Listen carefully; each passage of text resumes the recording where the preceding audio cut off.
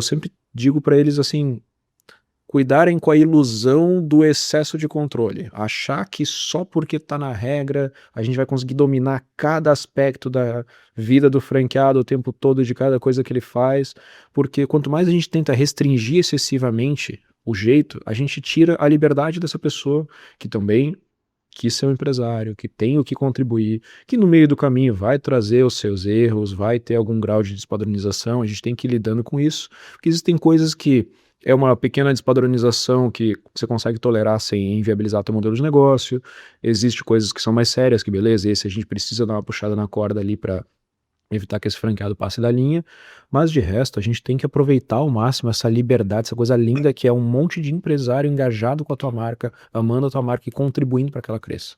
Se um franqueador tenta estrangular demais o franqueado, ele acaba só perdendo o controle. E isso que você falou é uma coisa que é interessante, né, que até mesmo na própria empresa, né, numa própria empresa, a gente fala às vezes, o controlar demais talvez seria a burocracia, por exemplo, de um órgão público que a maioria de nós empresários criticamos muito, né. Uhum. Quer ter o controle do controle do controle. É, excesso. Numa uma franquia a gente precisa, como franqueador, a gente precisa dar o máximo de ferramentas para que esse franqueado ele possa ser um empresário cada vez mais eficiente, com bom acesso a fornecedores, etc. Ao invés de eu escolher que ele só pode comprar aquela coisa daquele fornecedor, eu dar um rol de fornecedores possíveis, porque como empresário ele pode querer negociar um pouco mais com um, com o outro, Liberdade. e se às vezes a gente, ao invés de controlar tudo absolutamente, a gente dá opções, um leque de escolhas possíveis para esse franqueado, aí ele consegue Ele fazer o escolher. papel dele e sentir a sua autonomia. Porque senão, por que que eu vou forçar ele a comprar de um fornecedor com o qual ele não tem um bom relacionamento, sabe? Claro, fica bem ruim, né. E se você fosse para dar uma dica para quem está nos assistindo, beleza, modelos de franquia, tô começando, não tenho experiência, é uma excelente forma e tem dados que mostram isso, que o percentual realmente é maior de êxito do Uhum. que de pessoas que começam um negócio autônomo diferente, né.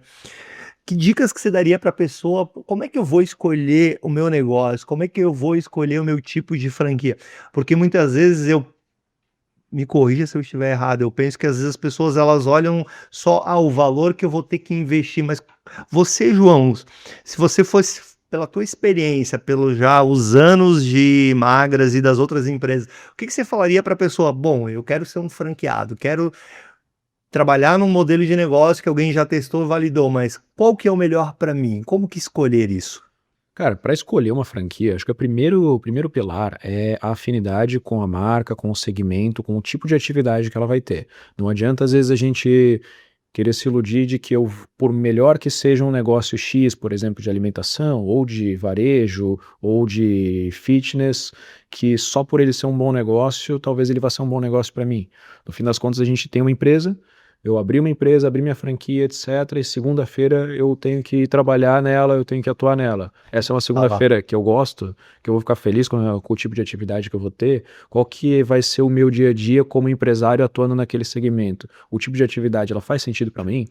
Porque, por exemplo, a gente tem no portfólio franquia de telefonia. É um bom negócio.